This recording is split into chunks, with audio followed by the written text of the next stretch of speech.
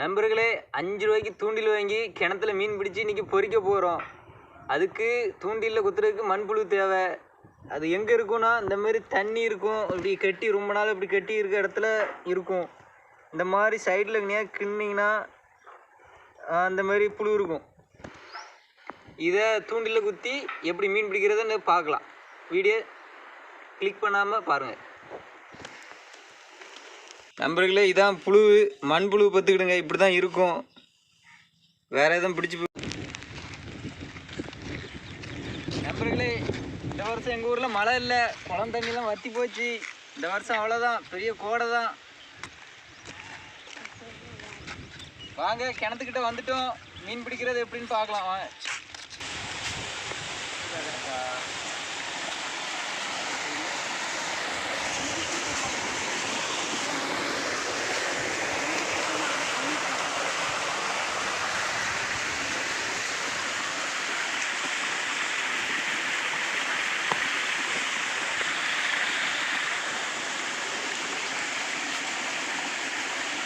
குளிச்சாலும் டேஸ்ட்டாக இருக்குது.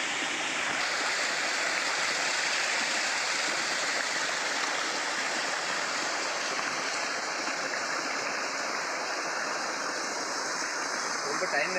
கிணத்துக்கிட்ட வந்துட்டோம். கிணறு அந்த தான் இருக்குது.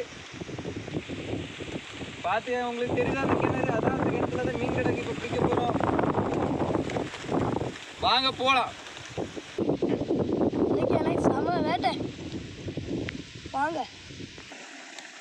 வாங்க, கிணத்துக்கிட்ட வந்துட்டோம். இப்போ மீன் பிடிக்க போகிறோம். கிட்ட வந்து பாருங்க. வாங்க பார்க்கலாம்.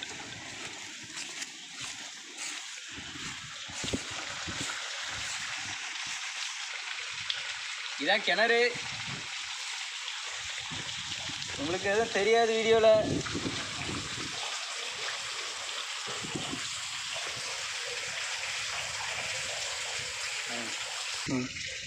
இதான் தூண்டில் பத்துக்கிடுங்க. இதை எப்படி பிடிக்கணும், இதை கொறுத்துற வேண்டியதான். அப்படியே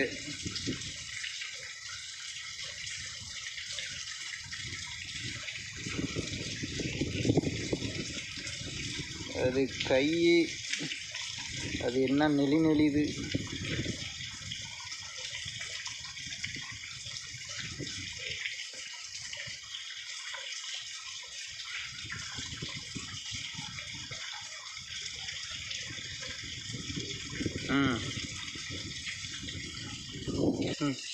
இப்போ இந்த கல் எதுக்கு போட்டிருக்கோன்னா, அப்போ தான் இந்த நரம்பு வந்து ஸ்ட்ரெயிட்டாக கீழே இறங்கும். இல்லைன்னா காற்றடிச்சு அங்கே இங்கேயும் தடுமாறிட்டு கிடக்கும் நரம்பு. அதனால தான் இந்த கல் கட்டி போட்டிருக்கோம். சரியா? இப்போ போடலாம்.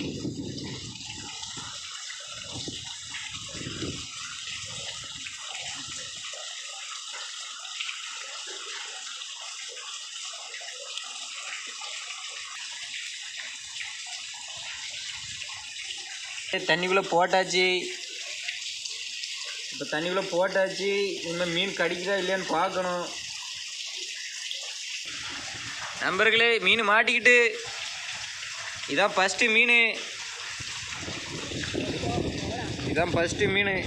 மீன் இங்கே இந்த சிலேபி இவ்வளோ தான், சின்னதாக தான் இருக்கும். இங்கே கிணத்துக்காட்டில்